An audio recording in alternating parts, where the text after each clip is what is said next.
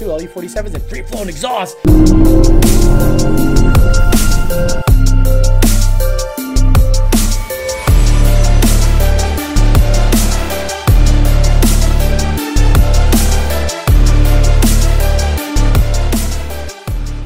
Hey guys, it's Alex, and today we're going to talk about the red car. After a whole slew of upgrades, I wanted to bring you a little reminder and follow-up video of what the parts that we have recently installed, but to remind you how the car is configured, just so you know when it comes time to get it to the track, what the performance will end up being, yada yada yada, schmackety schmackety yakety. Okay, for those of you that are not aware, this car is a 2015 Mustang. It used to have a supercharger. The best it ever went was 9.1 at 153. But all of that went into the Fairmont because I wanted a lighter chassis to work in. Got myself an used Gen 2 motor, and the following things have been done to it. GT350 intake with locked IMRC. This is a Steeda open air element intake. Measures about 120 millimeter. I got this as part to basically do the vetting on it, meaning develop the math curve, so if a customer goes and wants to upgrade to it, we already have the tune. Ideally, I want a covered cold air intake, and I probably will be hitting up Steeda and saying I would like to buy one of your covered cold air intakes, because based on the data, it seems to be the best one. Now, the car does have a GT350 throttle body, so it mates up to the 350 intake without an adapter. Again, no IMRC. Recent upgrades were the Braille battery, and it already has a AA K member in it and a drag pack. Now, I installed 373s in it about a month and a half ago, and the best quarter mile it ever ran on a draggy setup, a draggy measuring device, was 11.9. That's the best I could get out of it, and the 60 foot was like a 198 or 199. That's the best I can get out of it on the street. Again, stock cams. It is on E85. It does have FIC 1000s, but the car's a full weight deal. Now, the car was begging for a converter because I couldn't get it out of the hole worth a damn. So I initially ordered a 4C converter because my thoughts were, if I do upgrade to boost, I don't have to change the converter. But we decided to go full max effort and say, screw it, let's see if we can max out the combination naturally aspirated, because a lot of you guys are interested in that. So I went ahead and got a 6F converter in the car. Wow, this thing, if it sits for a second here, it just gets shit all over the place. Screw it. Anyway, so in the last thing I just installed, or had installed with the converter, was a set of ultimate headers right here. If you could see these guys. Set of ultimate headers, 1 7/8" primaries, and what we did was we did not put any mufflers in it. It used to have mufflers in it, so what we did was we basically dumped it. So if you see, this is the header here. This is a AA K member.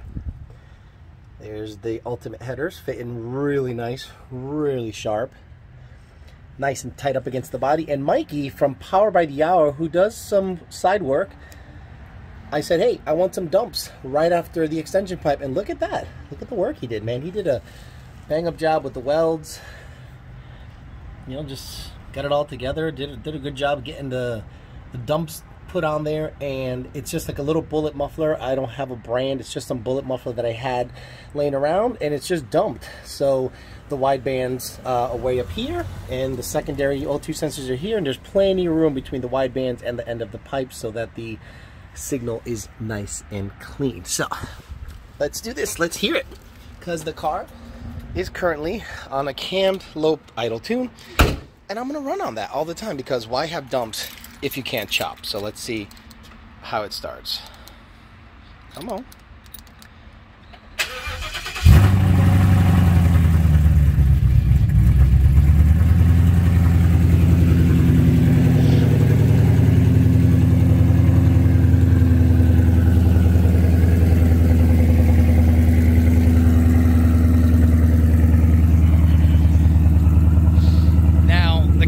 Idle tune takes a little bit to start. Once the engine oil temperature reaches something like 160, the cams phase at idle to the proper position to cause some overlap, so you can get the ghost cam effect.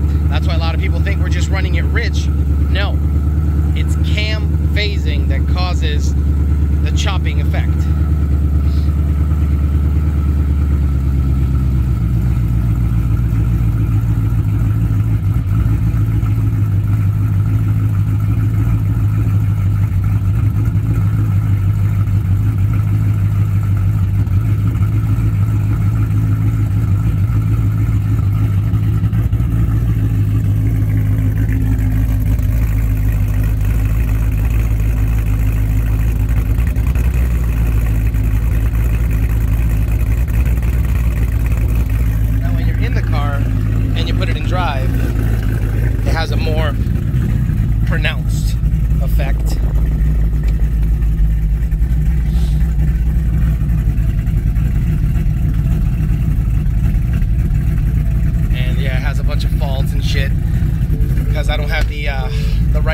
pressure sender or the sensor in it, or I do, but I have to change the tune over to EOP2. Early 15 Mustangs had a different oil pressure situation than 16 and 17. So let's do this. Let's take this car for a drive and show you how the car drives with a 6F converter. Let's take it for a spin. Okay, I'm gonna leave a light here and I'm just gonna drive normal and you'll see what the tach does.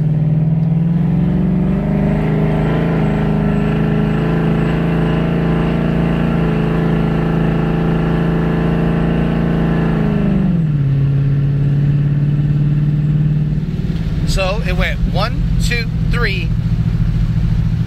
The converter started to lock up and it hit 4th. So I'm commanding the lockup at a certain output shaft speed. I left it stock because when you install a converter, you don't need to make any changes unless you want the car to drive differently. That's a very key point to make. And this is why I haven't been doing a lot of driving. It's been raining for about 2 weeks straight here in Florida, but I'm not looking to race this car. I just want to show you guys how a torque converter drives and what we can stall the car up to before we launch the car. Before, I barely could get 2,000 RPMs out of it, maybe 2,100 before the car started to lunge forward and start to break the tires loose. With the 6F converter, I suspect I can stall it a lot higher. So I'm gonna get somewhere where I can do it safely out of the way, and I'll show you how high I can stall it to on the foot brake and how high I can stall it to on the trans brake. Pretty neat. Right here will basically tell you the slip, meaning torque converter slip, more or less. So you'll see that it'll be a high number, and then at the same time the RPMs start to lug down, you'll see that this becomes a lower number, meaning we're desiring less slip. So I'll take off and you'll see how the RPMs and that PID work together.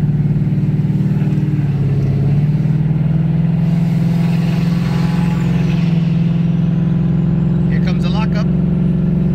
Look at the number on the left. See the slip? It goes to almost negative or 0 slip, meaning we're commanding the converter lockup. So that's something you can take a look at, because when I go wide open throttle, we're commanding slip. And then depending on at wide open throttle, when we want the converter to lock up, you'll see that we're commanding less slip, aka locking the converter. So it's kind of one of those things that it's neat to keep an eye on if you know what the hell you're looking at. For the layman, it's probably not even worth looking at, but if you suspect the trans is slipping versus, or the converter is slipping versus, you know, something else is happening, or when a lockup is being commanded, that's a nice little PID to look at called the TS slip. TS slip M? One of them. All right, let's see how high we can stall this guy up to. I'm obviously not hole shotting the car in the rain. What I at least can do is show you how high I can stall the car, you know, stopped without the tires breaking loose, in drive, foot brake situation. I think I can get to about 4,000, so we'll see before the tires start to break loose.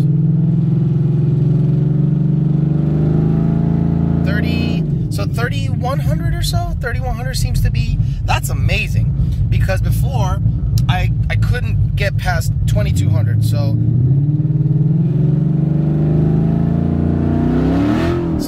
about 4,000 it flashes.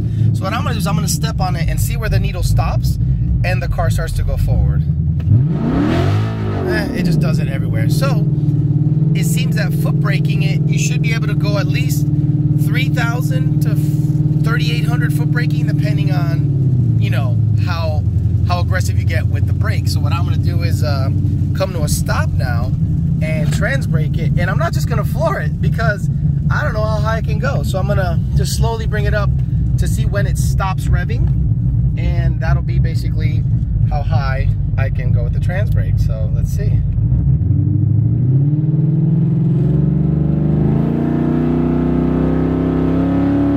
So 4,000 RPMs. So I could basically leave at 4,000 RPMs at least off the trans brake. It's amazing.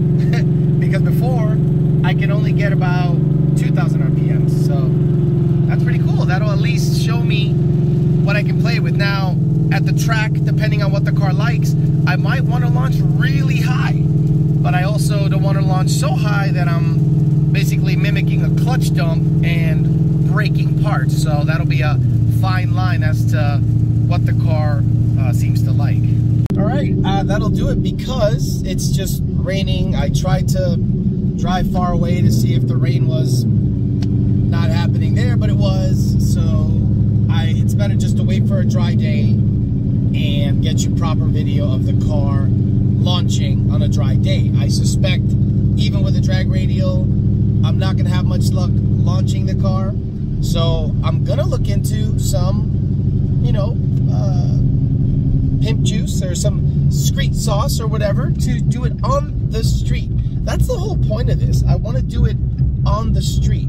It's one thing to go to a track and get a sticky track and one thing, but I want to see what this car is capable of on the street, maximize that combo on the street, and see if, you know, it translates to the track. So once it stops raining here, because it's been raining for 2 weeks, I'll get you guys video and we'll see how it goes. Thanks for listening. Talk to you later.